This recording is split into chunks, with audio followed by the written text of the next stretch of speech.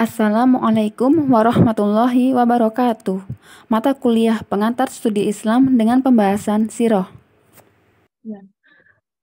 Faedah dan manfaat mempelajari Sirah Nabawiyah. Ini diambil dari link internet yang merupakan tulisan dari makalah Profesor Dr. Abdul Razak. Ya, sudah Anda cantumkan linknya, nanti bisa dicek. Nah, manfaat dari mempelajari Sirah Nabawiyah. Yang pertama, mengenal teladan terbaik bagi seluruh manusia dalam akidah, ibadah, dan akhlak. Sebagaimana dalam surat Al-Ahzab ayat ke-21. Usaha meneladani Nabi Muhammad SAW tidak bisa lepas dari mengetahui sejarah hidup dan petunjuk-petunjuk beliau. Yang kedua, sirah Nabi SAW menjadi mizan atau timbangan amal perbuatan manusia.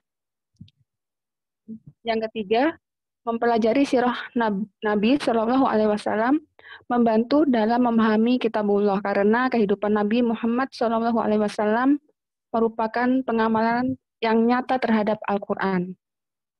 Yang keempat, mempelajari sirah Nabi Shallallahu Alaihi Wasallam memperkuat cinta seorang Muslim kepada Nabi Muhammad Shallallahu Alaihi Wasallam. Yang kelima, mempelajari sirah Nabi Shallallahu Alaihi Wasallam merupakan pintu menuju peningkatan keimanan. Yang keenam, membantu memudahkan memahami Islam dengan baik dalam Assalamualaikum aspek warahmatullahi akidah, wabarakatuh. ibadah, dan Bismillah, akhlak. alhamdulillah, wassalatu wassalamu ala Manfaat rasulillah ketujuh, wa ala alihi wa sahbihi sirah ajma'in. Nabi Amma Shallallahu ba'du. Alaihi Wasallam Mata kuliah menggariskan manhaj pengantar atau studi Islam metodologi dengan dalam berdakwah pembahasan di atas Sirah. basiroh. Seorang dai sejati adalah orang yang menguasai petunjuk, langkah, dan sejarah hidup beliau. Yang kedelapan, manfaat kedelapan, sirah Nabi Shallallahu Alaihi Wasallam merupakan bukti kebenaran nubuah dan kerasulan beliau. Manfaat kesembilan, mempelajari sirah Nabi Shallallahu Alaihi Wasallam merupakan pintu berkah menuju gerbang kebahagiaan. Bahkan kebahagiaan seorang tergantung pada sejauh mana ia mengikuti petunjuk-petunjuk Nabi Shallallahu Alaihi Wasallam. Sebab tidak ada jalan menuju kebahagiaan bagi seorang hamba di dunia dan di akhirat kecuali melalui petunjuk para rasul.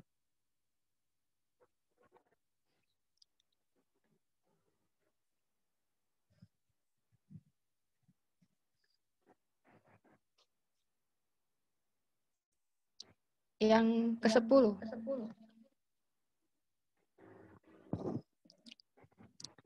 sirah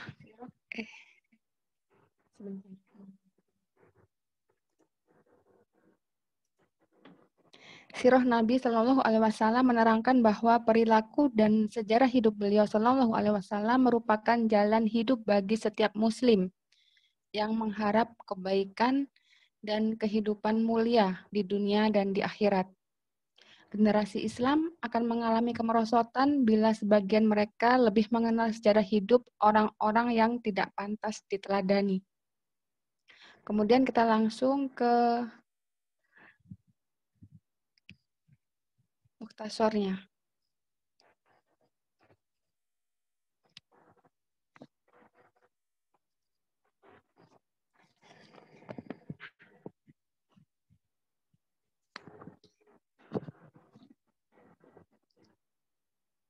Untuk pembagian membaca ya, bagian membaca, teman-teman dapat jatah 7 lembar.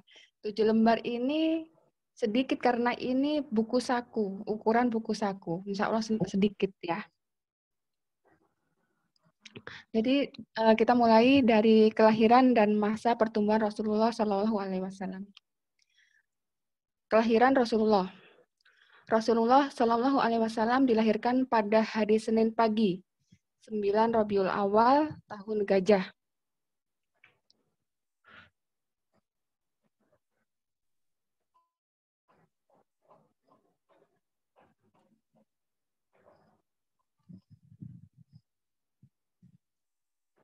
Bentar.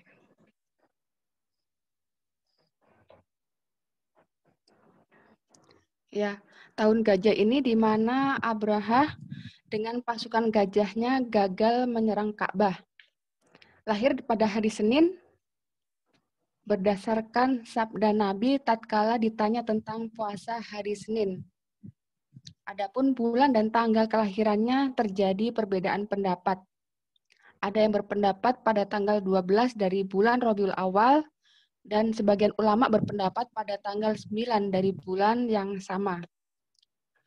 Bapak beliau bernama Abdullah bin Abdul Muthalib bin Hashim dari suku Quraisy, sedangkan ibu beliau bernama Aminah. Bapak beliau meninggal di Yasrib, di Madinah, saat beliau masih dalam kandungan.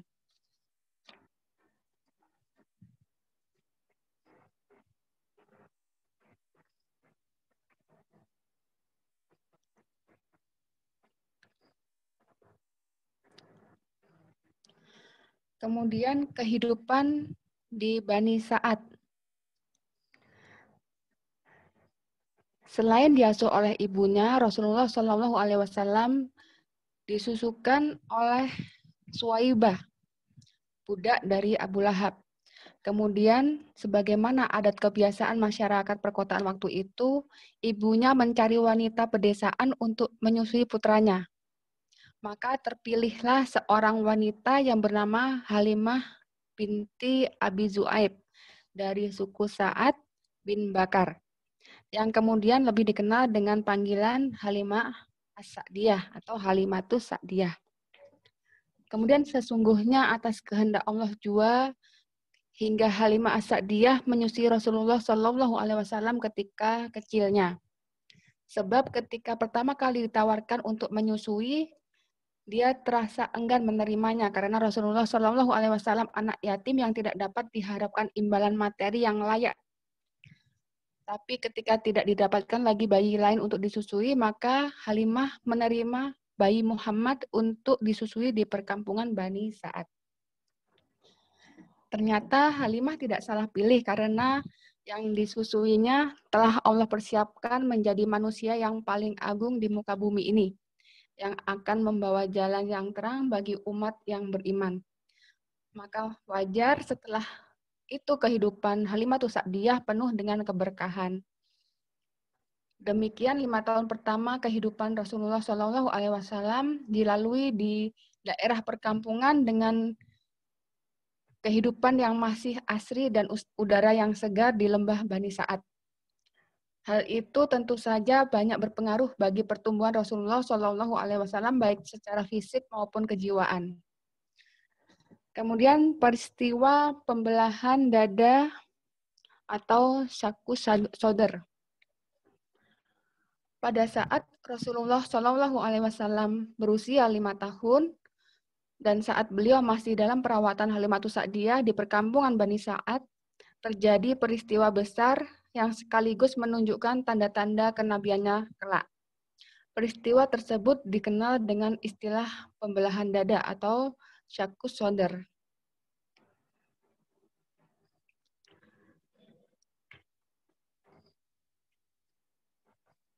Ini sudah halaman keberapa ya? Halaman 7.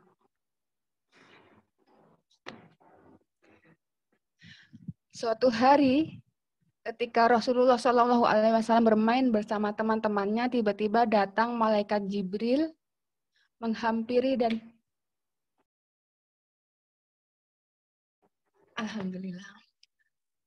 Nah, ulangi, suatu hari ketika Rasulullah Shallallahu Alaihi Wasallam bermain bersama teman-temannya, tiba-tiba datang malaikat Jibril menghampiri dan menyergapnya.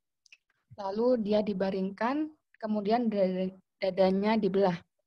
Lalu hatinya diambil, selanjutnya dikeluarkan segumpal darah darinya.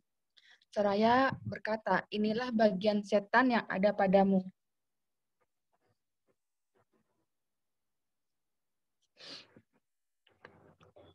Kemudian hati tersebut dicuci di bejana emas dengan air zam-zam. Setelah itu dikembalikan ke tempat semula. Sementara itu, teman-teman sepermainannya melaporkan kejadian tersebut pada Halimah secara seraya berkata, Muhammad dibunuh, Muhammad dibunuh. Maka mereka bergegas menghampiri tempat Rasulullah Shallallahu Alaihi Wasallam semula. Di sana mereka mendapatkan Rasulullah Shallallahu Alaihi Wasallam dalam keadaan pucat pasi. Setelah kejadian itu, Halimah sangat khawatir terhadap keselamatan Muhammad kecil. Akhirnya tak lama setelah itu dia memutuskan untuk memulangkannya kepada ibunya di kota Mekah. Maka berangkatlah Halimah ke Mekah dan dengan berat hati dikembalikannya Rasulullah Shallallahu Alaihi Wasallam kepada ibunya. Ditinggal ibunya tercinta. Setelah beberapa lama tinggal bersama ibunya pada usia 6 tahun, sang ibu mengajaknya berziarah ke makam suaminya di Yasrib. Maka berangkatlah mereka keluar dari kota Mekah, menempuh perjalanan sepanjang 500 km, ditemani oleh Ummu Aiman, dan dibiayai oleh Abdul Muthalib. Di tempat tujuan mereka menetap selama sebulan. Setelah itu mereka kembali pulang ke Mekah, namun di tengah perjalanan ibunya menderita sakit dan akhirnya meninggal di perkampungan Abwa yang terletak di antara kota Mekah dan Madinah.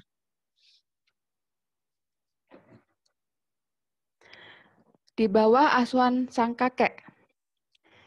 Sang kakek Abdul Muthalib sangat iba terhadap cucunya yang sudah menjadi yatim piatu di usianya yang masih dini.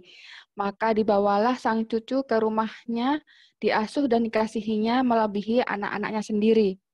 Pada saat itu, Abdul Muthalib memiliki tempat duduk khusus di bawah Ka'bah. Dan tidak seorang pun yang berani duduk di atasnya, sekalipun anak-anaknya. Mereka hanya berani duduk di sisinya. Namun Rasulullah Shallallahu Alaihi Wasallam yang saat itu masih anak-anak justru bermain-main dan duduk di atasnya. Kemudian karuan saja pamannya mengambilnya dan menariknya. Namun ketika sang kakek melihat hal itu, beliau malah melarang mereka seraya berkata, biarkan ia, demi Allah anak ini punya kedudukan sendiri. Akhirnya Rasulullah Shallallahu Alaihi Wasallam kembali duduk di majelisnya, diusapnya punggung cucunya itu dengan sukacita melihat apa yang dia perbuat. Ini kakeknya sepertinya ya.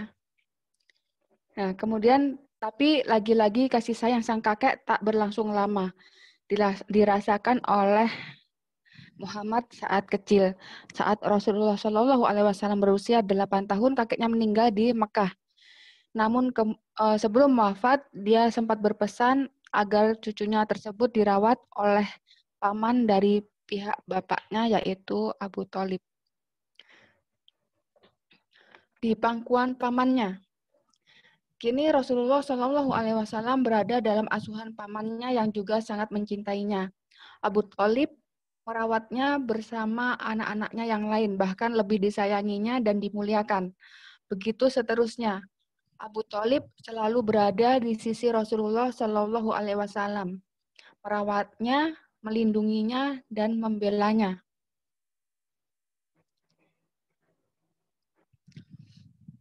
Bahkan hingga beliau telah diangkat menjadi Rasul, hal tersebut berlangsung selama 40 tahun. Pada saat Rasulullah Shallallahu Alaihi Wasallam berusia 12 tahun, Abu Thalib mengajaknya berdagang ke negeri Syam. Sesampainya di perkampungan Busra, pada waktu itu masuk wilayah negeri Syam, mereka disambut oleh seorang pendeta bernama Buhairo. Semua rombongan turun memenuhi jamuan pendeta Buhairo kecuali Rasulullah. Pada pertemuan itu, Abu Thalib menceritakan tentang Rasulullah Shallallahu Alaihi Wasallam dan sifat-sifatnya kepada pendeta Buhairo. Setelah mendengar ceritanya, pendeta Buhairo langsung memberitahukan bahwa anak itu akan menjadi pemimpin manusia sebagaimana yang dia ketahui ciri-cirinya dari kitab-kitab dalam agamanya.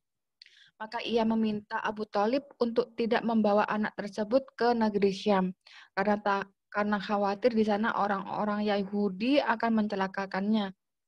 Akhirnya Abu Thalib memerintahkan anak buahnya untuk membawa pulang kembali ke Abu Thalib memerintahkan anak buahnya untuk membawa pulang kembali Rasulullah ke kota Mekah. Pada usia 15 tahun, Rasulullah Shallallahu Alaihi Wasallam ikut dalam perang Fijar yang terjadi antara suku Quraisy yang bersekutu dengan Bani Kinanah melawan suku Qais Island.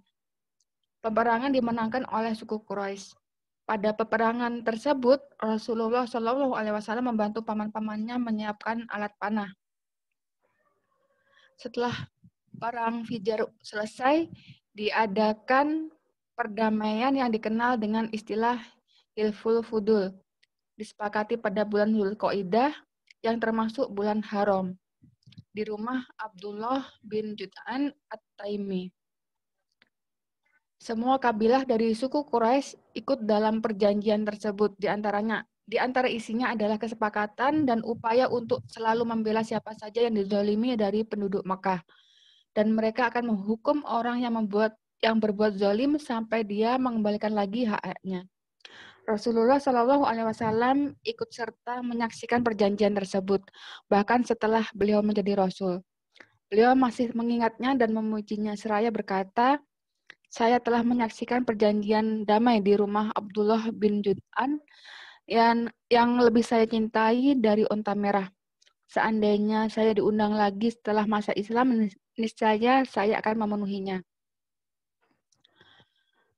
Pada masa muda Rasulullah Shallallahu Alaihi Wasallam dilalui dengan kehidupan yang berat. Untuk memenuhi kebutuhan hidupnya, Rasulullah Shallallahu Alaihi Wasallam mengembalakan kambing penduduk Mekah demi mendapatkan upah.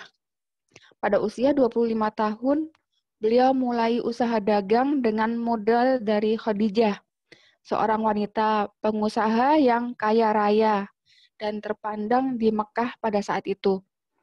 Jadi berdagangnya dengan sistem bagi hasil. Mendengar kejujuran dan keluhuran budi pekertinya, Khadijah menawarkan kepada Rasulullah Shallallahu Alaihi Wasallam untuk membawa barang dagangannya dan menjualnya ke negeri Syam. Rasulullah Shallallahu Alaihi Wasallam menerima tawaran dari Khadijah. Kemudian Khadijah memberikan barang-barang dagangannya yang paling utama yang tidak pernah diberikan kepada pedagang yang lainnya. Kemudian Khadijah menyertakan budaknya yang bernama Maisarah untuk menemani Rasulullah Shallallahu Alaihi Wasallam. Ya, banyak yang menggunakan nama Maisarah untuk perempuan ya. Ya. Kemudian berangkatlah Rasulullah Shallallahu Alaihi Wasallam ke negeri Syam bersama Maisarah untuk membawanya dan menjual barang dagangan dari Khadijah. Setelah sekian lama berdagang di negeri Syam, Rasulullah Shallallahu Alaihi Wasallam kembali ke Mekah dengan membawa keuntungan yang berlimpah. Melihat hal itu, semakin kagumlah Khadijah dengan kepribadian Rasulullah Shallallahu Alaihi Wasallam. Apalagi setelah Maisarah menceritakan tentang keluhuran budi, kejujuran, dan kecerdasannya yang dia saksikan selama menemani dalam perjalanan. Khadijah seperti mendapatkan sesuatu yang selama ini dicari-carinya karena sebagian wanita kaya raya dan terhormat, karena sebagai wanita kaya raya dan terhormat, banyak tokoh dan pemimpin-pemimpin suku yang berusaha melamarnya, namun belum ada yang diterima. Akhirnya masalah ini disampaikan kepada sahabatnya, Nafisah binti Maniyah. Dan tanpa menunggu lama, Nafisah segera menemui Rasulullah Shallallahu Alaihi Wasallam dan memohon agar Rasulullah Shallallahu Alaihi Wasallam bersedia menikahi Khadijah. Rasulullah Shallallahu Alaihi Wasallam setuju. Segera diberitahu paman-pamannya Rasulullah, lalu paman-pamannya tersebut segera menemui paman Khadijah dan melamarnya untuk Rasulullah Shallallahu Alaihi Wasallam. Setelah itu terlaksanalah akad pernikahan yang dihadiri oleh Bani Hashim dan pemimpin suku Mudor. Pada saat itu Rasulullah Shallallahu Alaihi Wasallam di sini disebutkan berusia 25 tahun dan Khadijah berusia 40 tahun.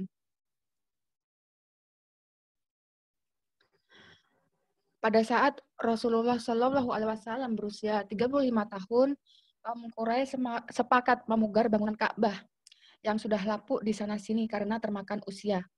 Karena kedudukan Ka'bah yang sangat agung di mata masyarakat Quraisy, mereka sepakat agar biaya pemugarannya diambil dari harta yang halal.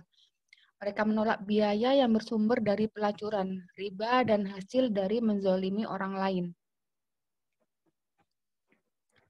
Pada awalnya bangunan Ka'bah yang lama diruntuhkan. Kemudian setelah itu mereka mulai membagikan pembangunan Ka'bah berdasarkan suku masing-masing sehingga setiap mereka telah ditetapkan bagian mana yang akan dibangun.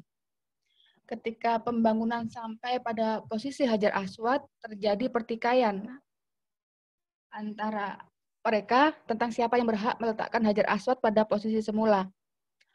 Semua mempunyai keinginan melakukannya karena kemuliaan Hajar Aswad bagi mereka. Pertentangan terus terjadi dan semakin membesar sehingga nyaris terjadi pertumpahan darah di Masjidil Haram. Namun akhirnya Abu Umayyah bin Mughirah al-Makhzumi menawarkan usulan agar keputusannya diserahkan kepada orang pertama yang masuk masjid dari pintunya. Mereka pun setuju. Dan atas kehendak Allah, ternyata yang pertama kali masuk adalah Rasulullah Shallallahu Alaihi Wasallam. Segera mereka berseru, itu Al-Amin, kami rela, dia yang memutuskan, dia adalah Muhammad. Lalu mereka menyampaikan duduk persoalannya kepada beliau Shallallahu Alaihi Wasallam. Maka beliau minta diambilkan selembar kain, lalu Hajar Aswad itu diletakkan di tengahnya dan beliau meminta setiap mereka mengangkat kain. Ketika posisi batu tersebut sudah berdekatan pada tempatnya, beliau mengambil Hajar Aswad dan meletakkan di tempat semula. Penyelesaian yang sangat tepat dan semua pihak puas menerimanya. Kepribadian menarik sebelum menjadi nabi.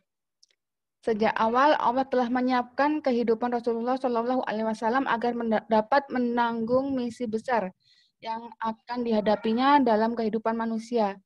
Karena itu di tengah kerusakan kaumnya yang sangat parah, Rasulullah Shallallahu Alaihi Wasallam tidak larut di dalamnya. Bahkan beliau menampilkan kepribadian yang sangat menarik sehingga diakui semua lapisan masyarakat.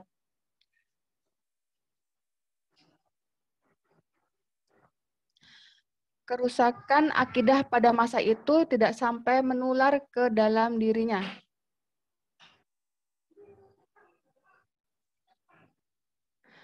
Bahkan sejak kecil, hal yang paling tidak dia suka adalah penyembahan berhala. Beliau Shallallahu Alaihi Wasallam enggan menghadiri upacara-upacaranya, bahkan tidak bersedia memakan daging dari hewan yang disembelih atas nama berhala. Kerusakan moral pada masa itu tidak membuatnya terpengaruh. Kompensasinya Rasulullah Shallallahu Alaihi Wasallam lebih suka menyendiri mengamati kehidupan manusia dan penciptaan alam yang agung. Kecuali jika dalam hubungannya yang wajar dan tidak merusak, maka Rasulullah Shallallahu Alaihi Wasallam sangat suka bergaul dengan masyarakat dengan akhlak yang terpuji.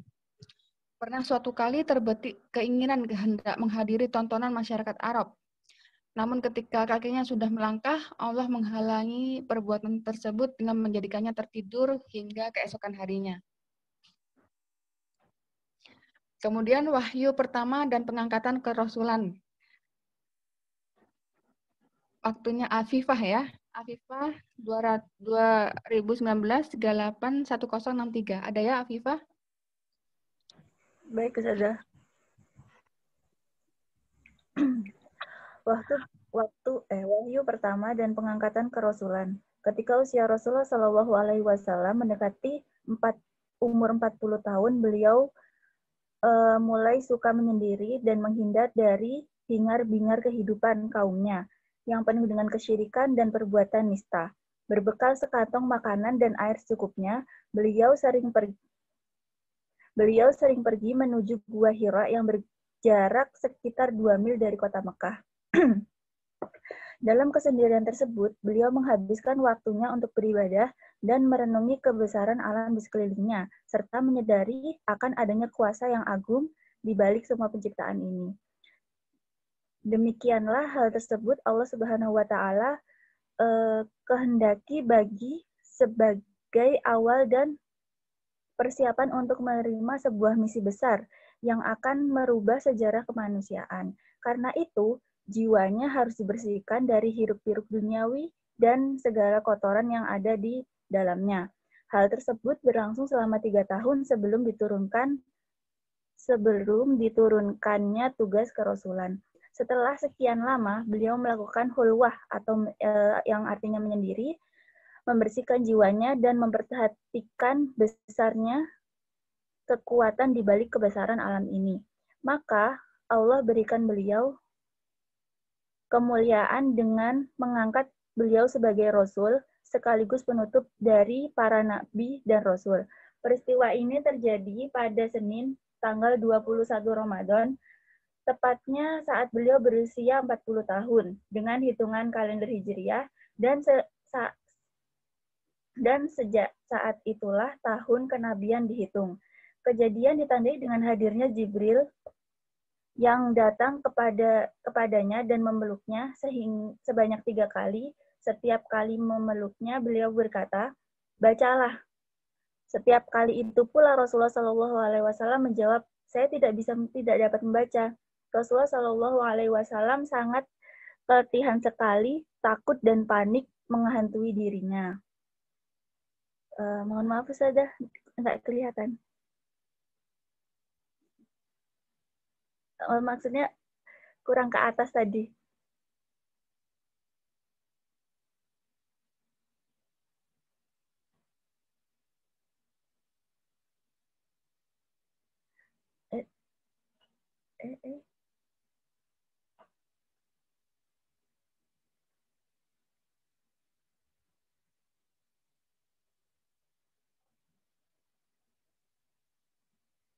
Maaf, ada halaman selanjutnya.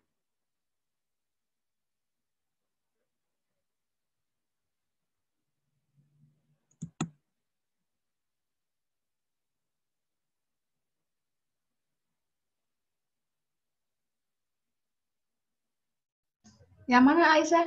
Afifah yang mana? Nah, ini bacalah setiap kali itu pula Rasulullah. Nah, ini bawahnya nggak kurang kelihatan.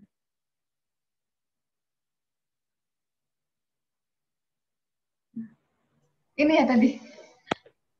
Sudah. Rasulullah SAW atasnya sudah, mohon maaf.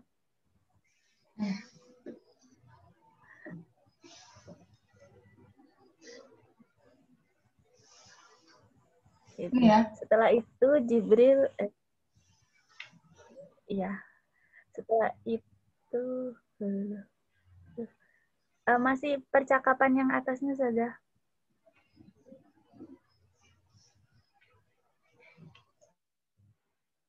Sudah sih.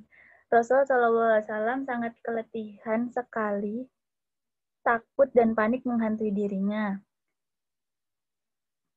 Setelah itu Jibril alaihi salam membacakan Iqra bismi rabbikal ladzi khalaq, khalaqal insana min 'alaq, Iqra wa rabbukal akram, alladzi 'allama bil qalam, 'allamal insana ma lam ya'lam. Yang artinya, bacalah dengan menyebut nama Tuhanmu yang menciptakan. Dia telah menciptakan manusia dari segumpal darah. Bacalah, dan Tuhanmu lah yang maha pemurah, yang mengajarkan manusia dengan perantara kalam, dan mengajarkan kepada manusia apa yang tidak diketahuinya. Surat Al-Alaq ayat 1-5. Kemudian Jibril pergi meninggalkannya. Rasulullah SAW kembali ke rumahnya dengan badan yang bergetar. Beliau khawatir bahwa apa yang baru saja dialami akan mencelakakan dirinya. Kemudian beliau masuk menemui Khadijah seraya berkata, "Selimuti aku, selimuti aku." Khadijah segera menyelimutinya. Hilangkanlah ketakutan dari diri Rasulullah SAW. Kemudian beliau menceritakan kepada istrinya yang setia apa yang telah terjadi di Gua Hira tersebut. Saya khawatir akan terjadi, Rasulullah berkata, saya khawatir akan terjadi sesuatu pada diri saya. Nah, Khadijah segera menenangkan dan menghibur suaminya seraya berujar, kala wallahi ma yuhzikallahu abadan innaka latusallu rahim wa tahmilul kalla wa taksibul ma'duma wa tuqrid doifa wa tu'ainu ala nawaibil haqqi, yang artinya tidak sama sekali Tuhan tidak akan menghinakanmu selamanya. Engkau adalah orang yang suka menyambung silaturahmi, membawakan dan membantu orang yang lemah, menghormati tamu, dan suka menolong dalam kebaikan. Kemudian Khadijah bersama Rasulullah SAW pergi ke rumah pamannya, Waraqah bin Naufal. Dia adalah orang yang banyak mengetahui beliau adalah orang yang banyak mengetahui isi kitab Taurat dan Injil. Orangnya sudah renta lagi buta. Rasulullah SAW menceritakan apa yang terjadi. Mendengar hal tersebut, Waraqah pun gembira. Itu adalah malaikat Jibril yang Allah turunkan kepada Nabi Musa. Engkaulah nabi umat ini. Ah, sayang sekali, seandainya saja aku masih hidup saat engkau diusir oleh kaummu. Apakah mereka akan mengusir aku? Ini perkataan Rasulullah. Ya, tidak ada seorang pun membawa seperti apa yang kamu bawa kecuali dia yang akan dimusuhi. Seandainya aku mengalami saat hal itu terjadi, aku akan membelamu sungguh-sungguh, kata Waraqah. Namun, ternyata Waraqah meninggal dunia ketika wahyu sempat terputus beberapa lama. Maksudnya wahyu pertama. Diturunkan wahyu berikut setelah turun wahyu pertama, beberapa hari lamanya tidak turun lagi wahyu berikutnya. Hal tersebut membuat Rasulullah SAW bergelisah dan bersedih. Beliau terus menanti wahyu berikutnya diturunkan. Sebenarnya, hal ini merupakan sarana baginya untuk menenangkan diri, agar beliau sadar dengan apa yang dialaminya pada kali pertama menerima wahyu, dan untuk meyakini bahwa beliau kini telah menjadi seorang utusan Allah Subhanahu wa Ta'ala. Hingga kemudian suatu hari ketika beliau sedang berjalan, tiba-tiba terdengar suara dari langit. Ketika beliau cari sumber suara tersebut, beliau menyaksikan malaikat yang mendatanginya di Gua Hira, sedang duduk di kursi antara langit dan bumi. Beliau kembali merasakan ketakutan yang sangat yang luar biasa hingga terjatuh di mohon maaf, Ustazah minta tolong. Rasulullah SAW lakukan telah membuat anak berpisah dari orang tuanya, saudara berpisah dari saudara dan keluarganya, suami berpisah dengan istrinya.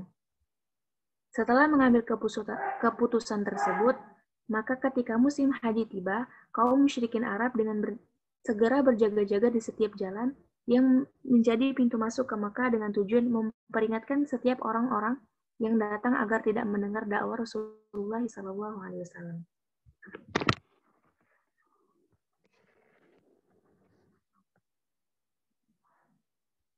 Berbagai upaya menghentikan dakwah.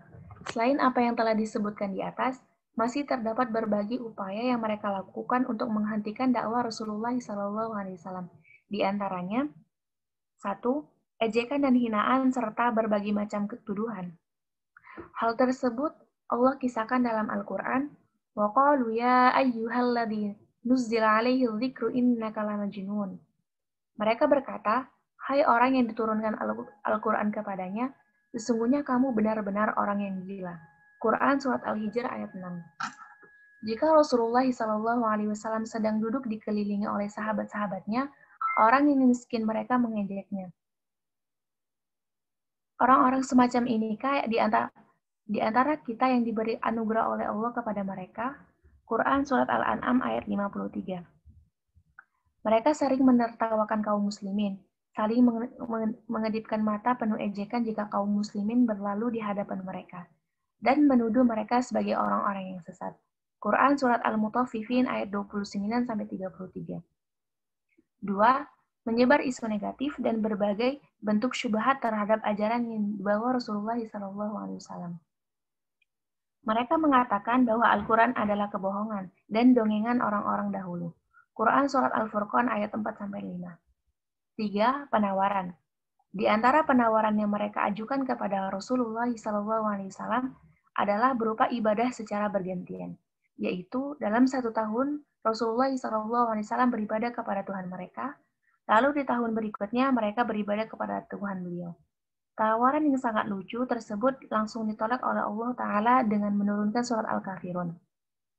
Katakanlah, hai orang-orang kafir, aku tidak akan menyembah apa yang kamu sembah, dan kamu bukan penyembah Tuhan yang aku sembah, dan aku tidak pernah menjadi penyembah apa yang kamu sembah, dan kamu tidak pula menjadi penyembah Tuhan yang aku sembah. Untuk mula agamamu dan untuklah agamaku. Quran Surat Al-Kafirun ayat 1-6. Jazakallahu khairan. Aiman, Wa iya. Aisyah Radiyah.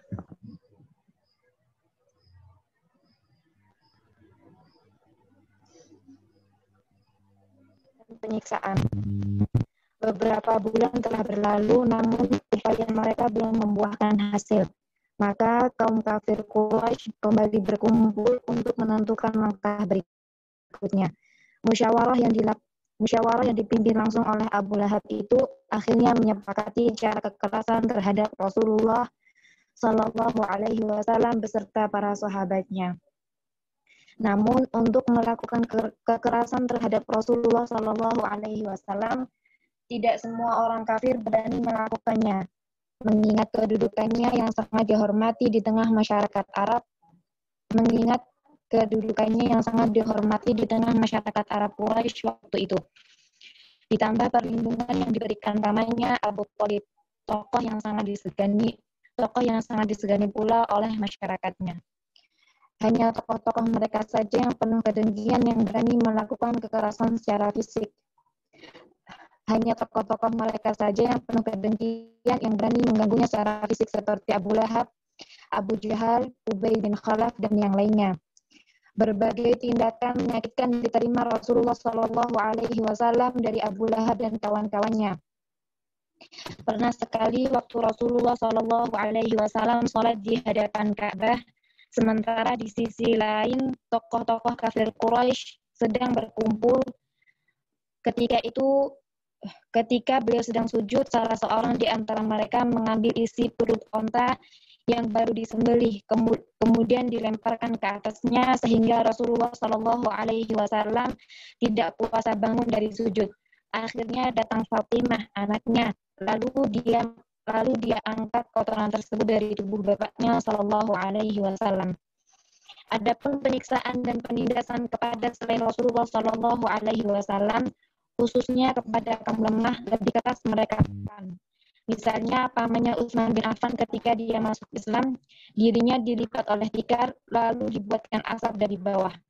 Mus'ab bin Umair setelah masuk Islam, dia diusir oleh ibunya dan tidak diberi makan, sehingga kehidupannya sangat sengsara. Padahal sebelumnya dia dikenal sebagai pemuda yang hidup mewah. Ketika Bilal bin Rabah masuk Islam, oleh tuannya Umayyah bin Khalaf al-Jumahi diikat dengan tali di lehernya, lalu diperintahkan anak-anak untuk menariknya mengelilingi Ka'bah. Bahkan lebih kejam dari itu, di suatu hari di musim panas dia diseret keluar lalu dihempaskan ke tanah. Kemudian sebongkah batu besar diletakkan di atas dadanya sambil berujar, demi Allah, engkau akan terus seperti ini hingga mati dan engkau mengingkari Muhammad dan kembali beribadah kepada Lata dan Uzza. Namun dalam kondisi seperti itu, beliau hanya mengatakan ahad, hingga kemudian datang Abu Bakar dan menebusnya dengan sejumlah uang untuk dimerdekakan. Ammar bin Yasir radhiyallahu anhu dan kedua orang tuanya masuk Islam. Beliau adalah budak dari Bani Mahzum.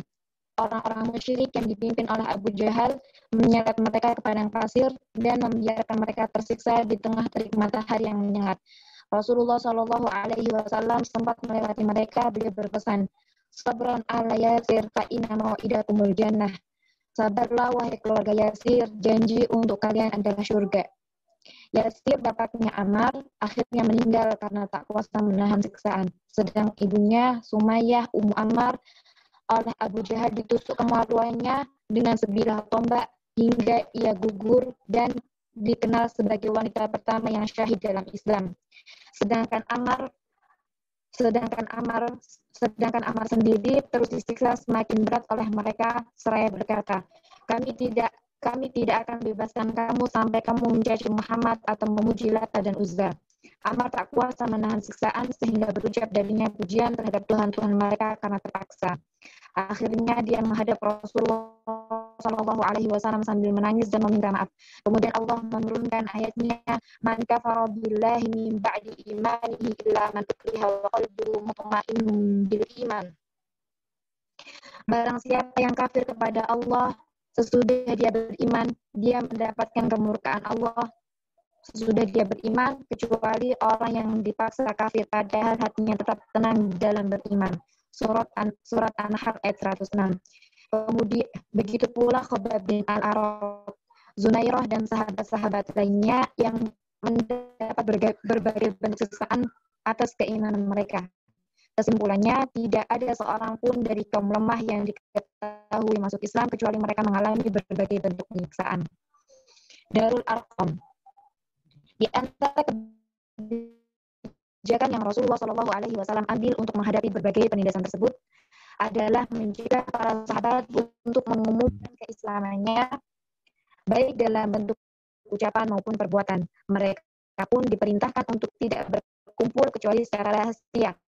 Karena jika hal tersebut diketahui orang-orang musyrik, maka upaya beliau dalam membina dan mengajarkan Al-Quran dan Sunnah kepada para sahabat akan terhalangi, bahkan dapat mengakibatkan benturan fisik antara kedua belah pihak.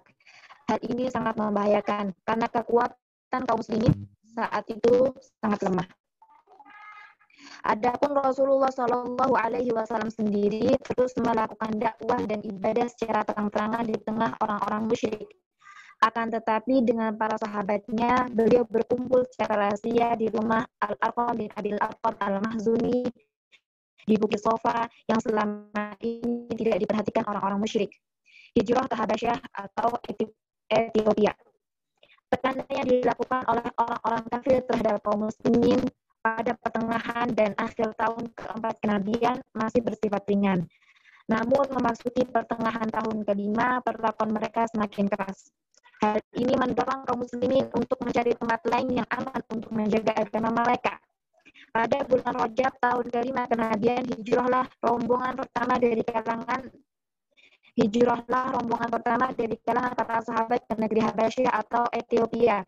Mereka berjumlah 12 orang laki-laki dan 4 orang wanita, dipimpin oleh Utsman bin Affan radhiyallahu anhu yang didampingi istrinya Ruqayyah binti Rasulullah sallallahu alaihi wasallam. Hijrah yang mereka lakukan berlangsung dengan selamat, meskipun orang-orang kafir sempat mengejar mereka hingga ke tepi pantai. Namun mereka sudah lebih dahulu berlayar ke negeri Habasyah. Di negeri tersebut mereka hidup dengan aman dan mendapat perlindungan dari penguasa Habasyah. Pada bulan Syawal tahun yang sama, mereka mendapat berita bahwa kaum Quraisy telah masuk Islam. Akhirnya mereka segera pulang ke kampung halaman. Namun, ketika beberapa saat menjelang tiba di Makkah, mereka tahu bahwa berita tersebut keliru. Akhirnya sebagian mereka kembali ke Habasyah dan sebagian lagi mencari perlindungan dari penduduk Makkah. Setelah itu, kekejaman kafir Quraisy terhadap kaum muslimin semakin menjadi-jadi. Rasulullah Shallallahu Alaihi Wasallam kembali mengizinkan para sahabat hijrah ke Habasyah untuk kedua kalinya. Maka berangkatlah rombongan kedua yang berjumlah 83 orang laki-laki dan 19 perempuan menuju Habasyah. Tipu daya Quraisy terhadap muhajirin Habasyah. Orang-orang kafir Quraisy sangat gusar ketika mengetahui bahwa kaum muslimin mendapatkan perlindungan yang aman di negeri Habasyah. Maka mereka mengutus 2 orang yang cerdas dan gigih, Amr bin Al-As dan Abdullah bin Rabi'ah, sebelum mereka masuk Islam dengan membawa aneka hadiah berharga. Mereka berupaya membujuk Raja Najasyi untuk memulangkan kaum muslimin ke suku Quraisy. Namun berkat kebijakan Raja Najasyi dan kepiawaian para sahabat yang diwakili oleh Ja'far bin Abi Thalib sebagai juru bicara mereka dalam menerangkan hakikat Islam, akhirnya upaya orang-orang musyrik tersebut gagal total. Upaya Quraisy menghentikan dakwah Rasulullah Shallallahu Alaihi Wasallam lewat pamannya Abu Thalib. Berbagai cara telah diupayakan oleh kafir Quraisy untuk menghentikan dakwah Rasulullah Shallallahu Alaihi Wasallam, namun tidak ada yang berhasil. Berikutnya mereka menggunakan cara lewat pamannya lagi, Abu Thalib berupa ancaman untuk memerangi Rasulullah Shallallahu Alaihi Wasallam. Karena ancaman tersebut dianggap serius, Abu Thalib segera mengutarakannya kepada Rasulullah Shallallahu Alaihi Wasallam.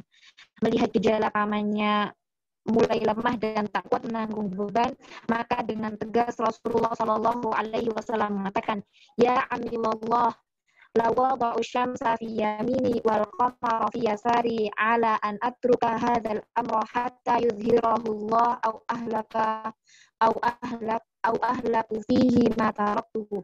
Wahai pamanku, demi Allah, seandainya mereka meletakkan matahari di tangan kananku dan bulan di tangan kiriku untuk aku meninggalkan perkara dakwah ini sampai Allah memenangkannya atau aku hancur bersamanya, niscaya aku tidak akan meninggalkannya. Mendengar jawaban tegas tersebut, Abu Thalib kembali bersemangat melindungi keponakannya. Dia pun berkata, Pergilah wahai keponakanku dan sampaikan apa yang kamu sukai. Demi Allah, aku tidak akan menyerahkanmu kepada siapapun selama-lamanya.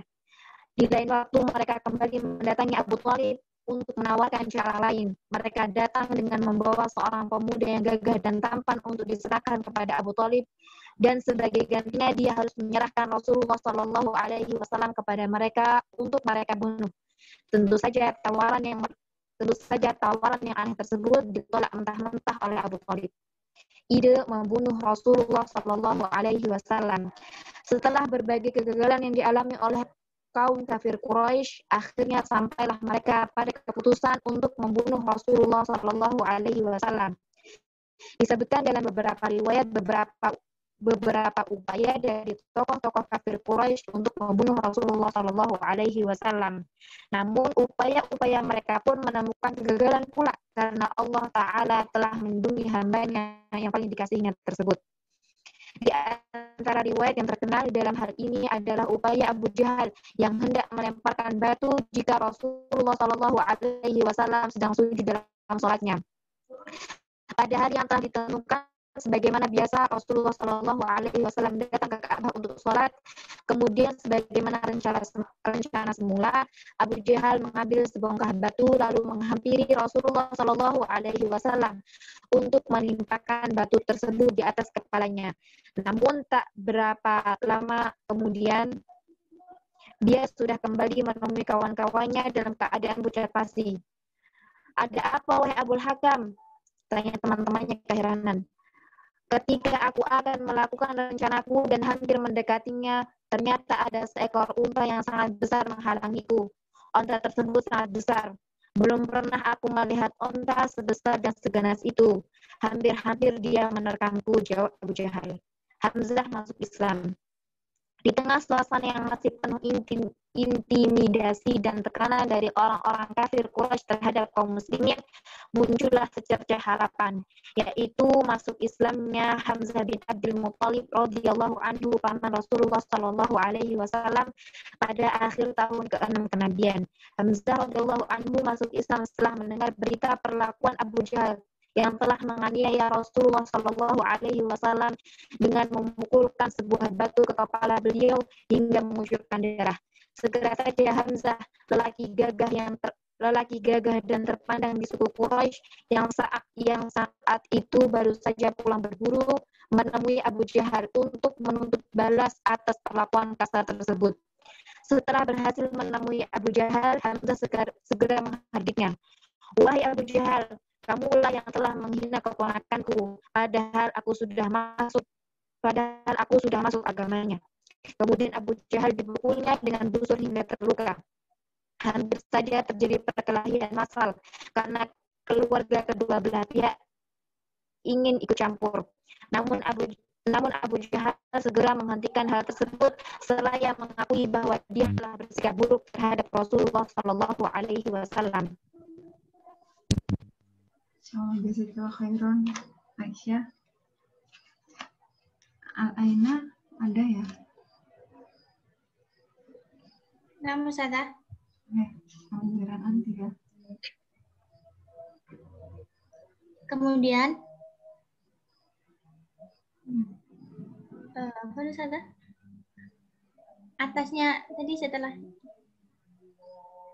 Kemudian Abu Jahal dipukulnya dengan busur hingga terluka. Hampir saja terjadi perkelahian massal karena keluarga kedua belah pihak ingin ikut campur, namun Abu Jahal segera menghentikan hal tersebut seraya mengakui bahwa dia telah bersikap buruk terhadap Rasulullah Shallallahu Alaihi Wasallam. Umar bin Khattab radhiyallahu anhu masuk Islam. Secerca cahaya yang lain juga muncul dengan masuk Islamnya Umar bin Khattab radhiyallahu anhu pada tahun ke-6 kenabian, hingga hari setelah masuk Islamnya Hamzah bin Abdul Muttalib. 3 hari setelah masuk Islamnya Hamzah bin Abdul Muttalib. Sebelumnya, Rasulullah Shallallahu Alaihi Wasallam memang pernah memohon kepada Allah agar dia masuk Islam dengan doanya, Allahumma a'izzil Islam ya ahabbar rajul. Allahumma a'izzil Islam bi ahabbir rajulaini ilaika bi Umar bin Al-Khattab atau bi Abi Jahl bin Hisham. Ya Allah, muliakanlah Islam dengan salah seorang dari 2 orang yang lebih engkau cintai, Umar bin Khattab atau Abu Jahal bin Hisham. Ternyata yang lebih Allah cintai dari keduanya adalah Umar bin Khattab radhiyallahu anhu. Kisah masuk Islamnya Umar bin Khattab radhiyallahu anhu. Umar bin Khattab radhiyallahu anhu terkenal sebagai orang yang berwatak keras dan bertubuh tegap. Seringkali pada awalnya sebelum masuk Islam, kaum muslimin mendapatkan perlakuan kasar darinya.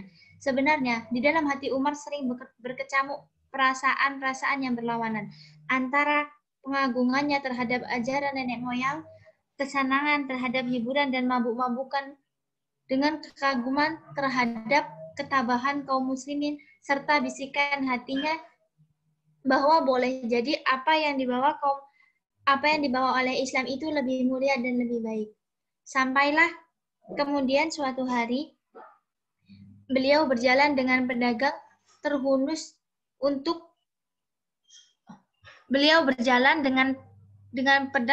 untuk segera menghabisi Rasulullah Shallallahu Alaihi Wasallam. Namun di tengah jalan beliau dihadang oleh Abdullah An-Naham Al-Adawi seraya bertanya, "Hendak kemana engkau wahai Umar?" "Aku hendak membunuh Muhammad," jawabnya. "Apakah engkau akan aman dari Bani Hisham dan Bani Zuhrah jika engkau membunuh Muhammad?" "Jangan-jangan engkau sudah murtad dan meninggalkan agama asalmu?" tanya Umar. "Maukah engkau kutunjukkan yang lebih mengagetkan dari itu, wahai Umar?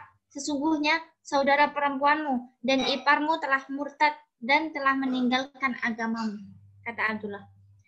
Setelah mendengar hal tersebut, Umar langsung menuju ke rumah adiknya. Saat itu di dalam rumah tersebut terdapat Khabbab bin Ard yang sedang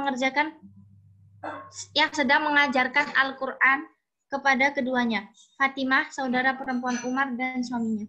Namun ketika Khabbab merasakan kedatangan Umar, dia segera bersembunyi di balik rumah, sementara Fatimah segera menutupi lembaran-lembaran Al-Quran.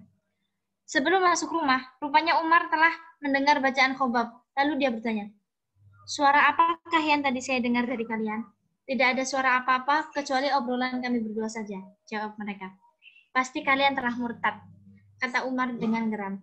"Wahai Umar, bagaimana pendapatmu jika kebenaran bukan pada agamamu?" jawab ipar Umar. Mendengar jawaban tersebut, Umar langsung menendangnya dengan keras hingga jatuh dan berdarah. Fatimah segera membangunkan suaminya yang berlumuran darah. Namun Fatimah pun ditampar dengan keras hingga wajahnya berdarah. Maka berkatalah Fatimah kepada Umar dengan penuh amarah, "Wahai Umar, jika kebenaran bukan terdapat pada agamamu, maka aku bersaksi bahwa tiada ilah yang berhak disembah kecuali Allah, dan aku bersaksi bahwa Muhammad adalah Rasulullah. Melihat keadaan saudara perempuannya dalam keadaan berdarah, timbul penyesalan dan rasa malu di hati Umar. Lalu dia meminta lembaran Al-Quran tersebut. Namun Fatimah menolaknya. Seraya mengatakan bahwa Umar najis dan Al-Quran tidak boleh disentuh kecuali oleh orang-orang yang bersuci. Fatimah memerintahkan Umar untuk mandi jika ingin menyentuh mushaf tersebut, dan Umar pun menurutinya. Setelah mandi, Umar membaca lembaran tersebut, lalu membaca Bismillahirrahmanirrahim. Kemudian dia berkomentar, ini adalah nama-nama yang indah dan suci. Kemudian ia terus membaca Toha hingga ayat Innani anallahu la ilaha illa ana fa'budni wa aqimis salata li dzikri. Sesungguhnya aku ini adalah Allah. Tidak ada Tuhan yang berhak selain aku. Maka sembahlah aku dan dirikanlah sholat untuk mengingat aku. Beliau berkata, betapa indah dan mulianya ucapan ini. Tunjukkan padaku di mana Muhammad. Mendengar ucapan tersebut, Khobab bin Ard keluar dari balik rumah saya berkata, bergembiralah wahai Umar. Saya berharap bahwa doa Rasulullah SAW pada malam Kamis lalu adalah untukmu. Beliau berdoa, ya Allah, muliakanlah Islam dengan salah seorang dari dua orang yang lebih engkau cintai, Umar bin Khattab atau Abu Jahal bin Hisham. Rasulullah sekarang berada di sebuah rumah di kaki bukit Sofa. Umar segera bergegas menuju rumah tersebut seraya membawa pedangnya. Tiba di sana dia mengetuk pintu. Seorang yang ada di dalamnya berupaya mengintipnya lewat celah pintu. Dilihatnya Umar bin Khattab datang dengan garang bersama pedangnya. Segera dia beritahu Rasulullah SAW dan mereka pun berkumpul. Hamzah bertanya, ada apa? Umar, jawab mereka. Umar, bukakan pintu untuknya. Jika dia datang membawa kebaikan, kita sambut. Tapi jika dia datang membawa keburukan, kita bunuh dia dengan pedangnya sendiri. Rasulullah SAW memberi isyarat agar Hamzah menemui Umar. Lalu Hamzah segera menemui Umar dan membawanya menemui Rasulullah SAW. Kemudian Rasulullah SAW memegang baju dan gagang pedangnya, lalu ditariknya dengan keras seraya berkata, engkau wahai Umar, akankah engkau terus begini hingga kehinaan dan azab Allah diturunkan kepadamu sebagaimana yang dialami oleh Walid bin Mughirah? Ya Allah, inilah Umar bin Khattab. Ya Allah, kokohkanlah Islam dengan Umar bin Khattab. Maka berkatalah Umar, aku bersaksi bahwa tiada Tuhan yang berhak disembah selain Allah, dan engkau adalah Rasulullah. Kesaksian Umar tersebut disambut gema takbir oleh orang-orang yang berada di dalam rumah saat itu, hingga suaranya terdengar ke Masjidil Haram.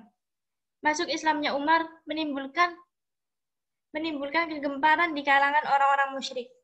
Sebaliknya disambut sukacita oleh kaum muslimin. Ibnu Mas'ud berkata, kami dahulu tidak ada yang berani sholat di depan Ka'bah hingga Umar masuk Islam. Utusan kafir Quraisy menghadap Rasulullah SAW. Setelah Hamzah dan Umar bin Khattab radhiyallahu anhu masuk Islam, serta jumlah kaum muslimin semakin banyak, orang kafir Quraisy semakin kalang kabut. Upaya mereka untuk menghalangi dakwah Rasulullah SAW semakin kehilangan arah. Salah satu bentuknya adalah upaya mereka dengan mengutus Utbah bin Rabi'ah menghadap Rasulullah SAW untuk menawarkan beberapa tawaran yang menurut mereka menghentikan dakwah beliau. Utbah yang dikenal dengan panggilan Abu Walid menyampaikan tawaran tersebut kepada Rasulullah SAW, yaitu jika Rasulullah SAW menginginkan harta yang banyak, maka mereka akan memberikan kepadanya sehingga Rasulullah SAW menjadi orang yang paling kaya raya di antara mereka. Dan jika Rasulullah menginginkan kekuasaan, maka mereka akan menjadikan beliau penguasa di antara mereka, namun dengan syarat beliau menghentikan dakwanya. Setelah mendengar tawaran yang disampaikan, Abul Walid hingga tuntas Rasulullah SAW membacakan ayat Hamim Tanzilun minar rahmanir rahim. Kitabun fussilat ayatuhu Qur'anan Arabiyyan liqaumin ya'lamun. Basyiran wa nadhira. Fa'arada aktsaruhum fahum la yasma'un. Wa qalu qulubuna fi akinnatin mimma tad'una ilaih. Hamim, diturunkan dari Tuhan yang Maha Pemurah lagi Maha Penyayang. Kitab yang dijelaskan ayat-ayatnya, yakni bacaan dalam bahasa Arab untuk kaum yang mengetahui, yang membawa berita gembira dan membawa peringatan. Tetapi kebanyakan mereka berpaling daripadanya. Maka mereka tidak mau mendengarkan. Mereka berkata, hati kami berada dalam tutupan yang menutupi apa yang kamu seru kami kepadanya. Akhirnya Abul Walid kembali menemui kaumnya dengan membawa kegagalan. Bahkan justru dia terkagum-kagum dengan ayat yang telah dibaca Rasulullah SAW, sehingga kaumnya menuduh Rasulullah SAW telah menyihirnya.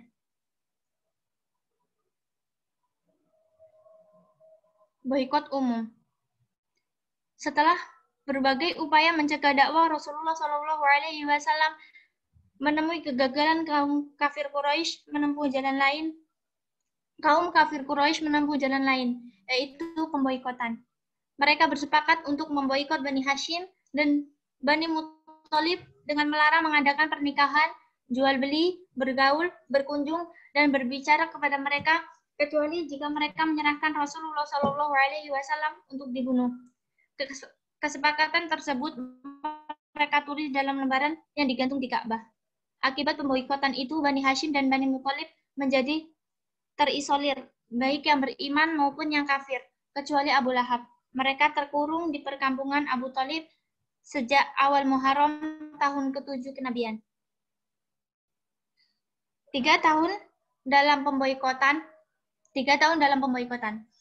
Pemboikotan semakin lama semakin keras. Makanan yang masuk atau dijual di Mekah selalu lebih dulu diborong oleh kaum musyrikin.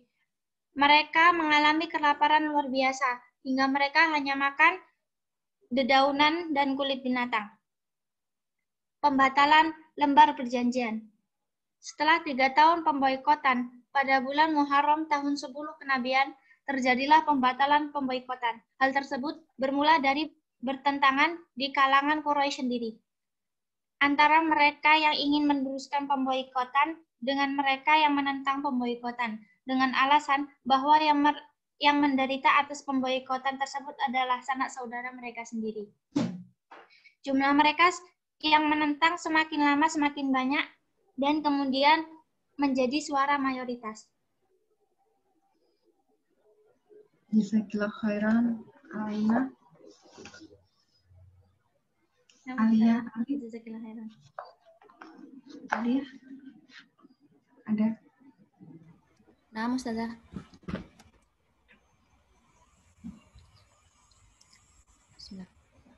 Sementara itu, Abu Thalib diberitahu oleh Rasulullah SAW bahwa Allah Ta'ala telah mengutus rayap-rayap untuk memakan lembaran perjanjian boikot tersebut, hingga tersisa sedikit yang di dalamnya masih tersimpan kalimat dzikir atau lafaz Allah. Maka Abu Thalib menyampaikan hal tersebut kepada orang-orang Quraisy seraya berkata, jika dia berdusta akan kami biarkan kalian berbuat sesuka hati kalian kepadanya. Namun jika dia benar, hendaklah kalian menghentikan boikot dan kezaliman kalian kepada kami.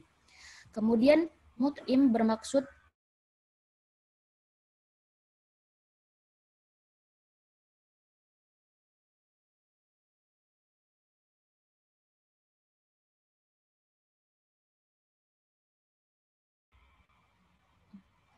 Afwan Ustazah, terputus tadi barusan. Iya. Kemudian Mut'im bermaksud merobek lembaran perjanjian tersebut, namun didapatinya bahwa rayap telah memakannya, kecuali yang terdapat tulisan Bismikallahumma, dengan namamu ya Allah. dan yang padanya terdapat kata Allah tidak dimakannya. Dengan demikian berakhirlah pemboikotan, lalu keluarlah Rasulullah Shallallahu Alaihi Wasallam dari perkampungan. Sementara orang-orang musyrik telah melihat bukti-bukti kenabian yang sangat jelas. Akan tetapi mereka seperti apa yang Allah Taala katakan, wa in yarau ayatan yu'ridu wa yaqulu sihrun mustamir. Dan jika mereka orang-orang musyrikin melihat sesuatu tanda atau mukjizat, mereka berpaling dan berkata, ini adalah sihir yang terus-menerus. Quran Surah Al-Qamar ayat 2. Setelah itu, Rasulullah Shallallahu Alaihi Wasallam dan kaum muslimin kembali kepada kehidupan semula. Sedangkan orang-orang kafir, meskipun mereka tidak memboikot lagi, namun tetap berupaya menghalangi dakwah Rasulullah Shallallahu Alaihi Wasallam. Tahun duka cita atau Amul Huzni, wafatnya Abu Thalib. Abu Thalib mulai sering mengalami sakit, semakin lama semakin berat. Akhirnya beliau meninggal pada bulan Rajab tahun 10 kenabian setelah 6 bulan dari peristiwa pemboikotan. Dalam riwayat yang sahih disebutkan bahwa ketika beliau sekarat, Rasulullah Shallallahu Alaihi Wasallam datang menghampirinya. Saat itu ada Abu Jahal di sisinya. Rasulullah Shallallahu Alaihi Wasallam berkata, wahai pamanku, ucapkan la ilaha illallah, kalimat yang dapat aku gunakan untuk membelamu di sisi Allah. Abu Jahal dan Abdullah bin Abi Umayyah berkata, wahai Abu Thalib, apakah engkau membenci agama Abdul Muthalib? Berulang-ulang mereka katakan itu hingga akhir ucapan Abu Thalib adalah, saya tetap berada di dalam agama Abdul Muthalib. Mendengar itu, Rasulullah Shallallahu Alaihi Wasallam bersabda, aku akan mintakan ampunan untukmu selagi aku tidak dilarang dalam hal itu. Lalu turunlah ayat Allah Ta'ala, maka nalin nabiyyi walladzina amanu an yastaghfiru lil musyrikina walau kanu uli qurba min ba'di ma tabayyana lahum annahum ashabul jahim. Tiadalah sepatutnya bagi Nabi dan orang-orang yang beriman memintakan ampun kepada Allah bagi orang-orang musyrik, walaupun mereka orang-orang musyrik itu adalah kaum kerabatnya, sesudah jelas bagi mereka bahwasanya orang-orang musyrik itu adalah penghuni neraka jahanam. Quran Surah At-Taubah ayat 113. Allah juga menurunkan ayatnya, innaka la tahdi man ahbabta walakinallaha yahdi man yasha. Sesungguhnya kamu tidak dapat memberi petunjuk kepada orang yang kamu kasihi, tapi Allah memberi petunjuk kepada yang Dia kehendaki. Quran Surah Al-Qasas ayat 56. Demikianlah Abu Thalib mati tetap dalam kekafirannya, meskipun selama hidupnya dia selalu membela dan melindungi Rasulullah Shallallahu Alaihi Wasallam. Wafatnya Khadijah radhiyallahu anha. 2 bulan setelah wafatnya Abu Thalib, berikutnya wafat pula Ummul Mukminin Khadijah Al-Kubra radhiyallahu anha. Beliau meninggal pada tahun 10 kenabian di usia 65 tahun, sedangkan pada saat itu Rasulullah Shallallahu Alaihi Wasallam berusia 50 tahun. Khadijah adalah istri yang selalu mendampingi Rasulullah Shallallahu Alaihi Wasallam di masa-masa terberat awal dakwah beliau. Dia korbankan diri dan hartanya demi kelangsungan dakwah beliau. Hal tersebut terungkap dari ucapan Rasulullah Shallallahu Alaihi Wasallam sendiri tentang Khadijah. Amanat bihi hina kafarobi an-nasu wa sadaqatni hina kadzdzabani an-nasu wa asyrakatni fi maliha hina harramani an-nasu wa razaqani Allahu waladaha wa harrama walada ghairiha. Dia beriman kepadaku ketika orang-orang kufur kepadaku. Dia membenarkanku ketika orang-orang mendustakanku. Dia menyerahkan hartanya untukku ketika orang-orang mencegah hartanya untukku. Dan Allah memberiku keturunan lewatnya, sementara yang lainnya tidak mendapatkannya.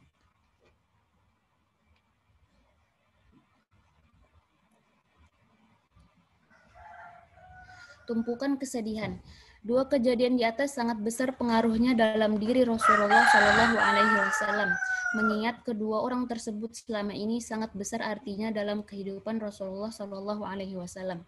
Sementara itu, di sisi lain, tekanan dan ancaman orang-orang kafir semakin menjadi-jadi karena tidak ada lagi Abu Thalib yang suka melindunginya. Melihat hal tersebut, Rasulullah Shallallahu Alaihi Wasallam mencoba hijrah ke Taif dengan harapan di sana mendapat sambutan baik, tidak seperti tidak seperti yang dia dapatkan di Makkah. Namun kenyataannya, penduduk Taif memperlakukannya dengan kasar melebihi dari apa yang dia dapatkan dari kaumnya. Begitu pula apa yang dialami oleh para sahabat beliau. Mereka pun mendapatkan perlakuan semakin keras dari orang-orang kafir Quraisy. Karena itu, tahun ini dalam sejarah kehidupan Rasulullah SAW dikenal dengan tahun duka cita atau Amul Huzni. Menikah dengan Saudah radhiyallahu anha. Pada bulan Syawal tahun ke-10 kenabian, Rasulullah SAW menikah dengan Saudah binti Zum'ah. Beliau telah lama masuk Islam dan termasuk yang ikut hijrah ke Habasyah pada gelombang kedua. Awalnya, dia seorang istri dari Sakron bin Amr yang juga telah masuk Islam dan turut pula hijrah bersamanya ke Habasyah. Namun beliau meninggal di sana. Maka setelah Saudah kembali ke Mekah dan telah selesai masa iddahnya, Rasulullah SAW segera menikahinya. Maka Saudah merupakan istri pertama yang dinikahinya setelah wafatnya Khadijah radhiyallahu anha.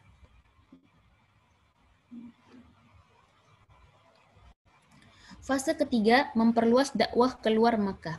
Berdakwah ke Taif. Pada tahun ke-10 kenabian bulan Syawal, Rasulullah SAW didampingi oleh Zaid bin Harithah berangkat menuju Taif. Setiap kali beliau melewati suatu perkampungan, beliau sampaikan dakwah Islam kepada mereka. Namun tidak ada satupun yang menerimanya.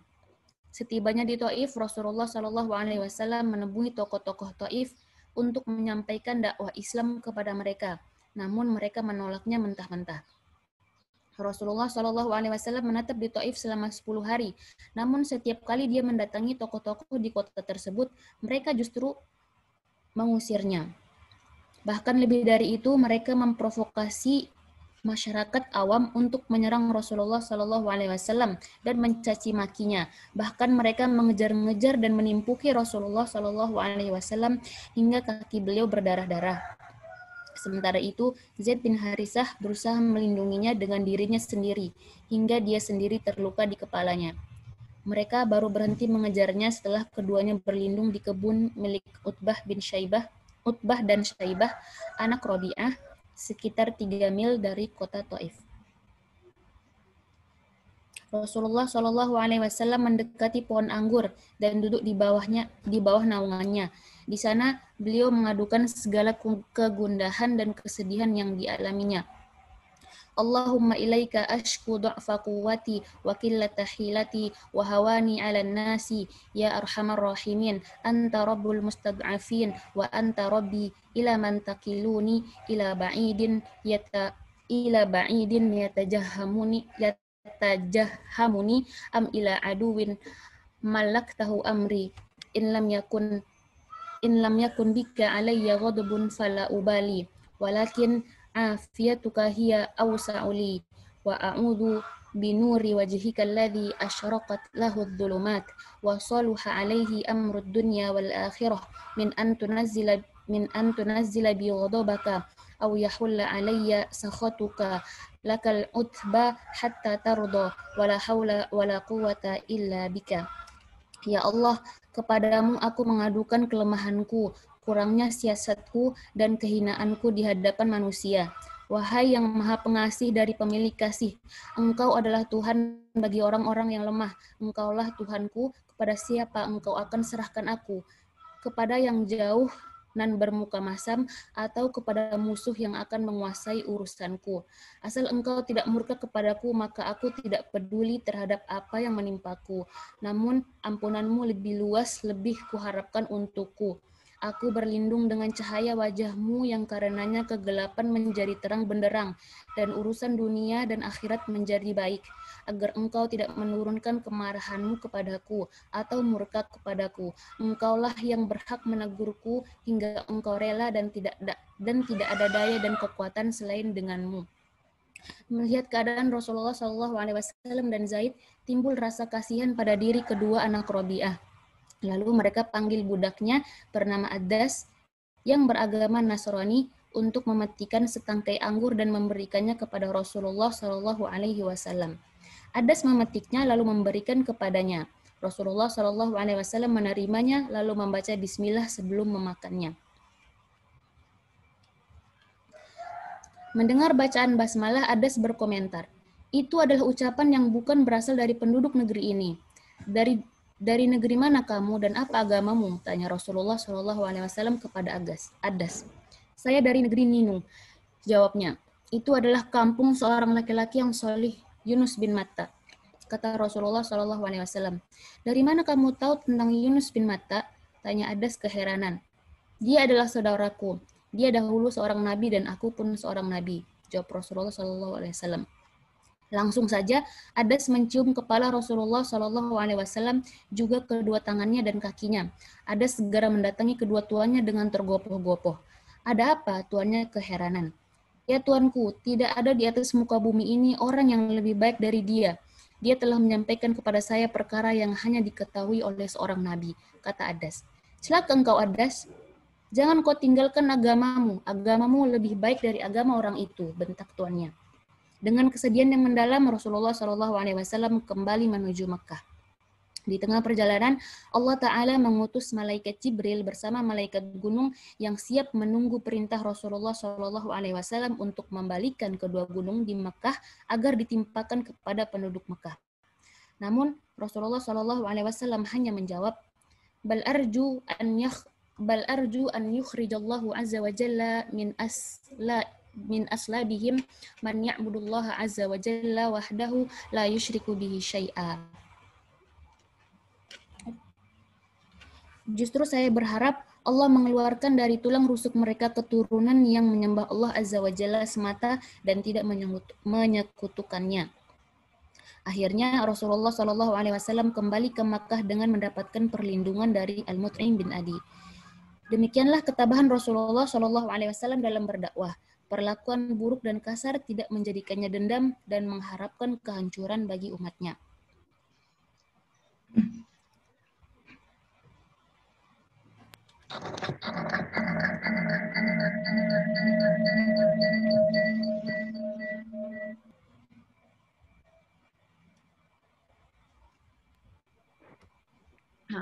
Jazakumullah khairan. Semoga dengan dibacakannya sebagian dari seperempat dari sirah Nabi ini bisa mempertebal rasa cinta kita kepada Nabi Shallallahu Alaihi Wasallam.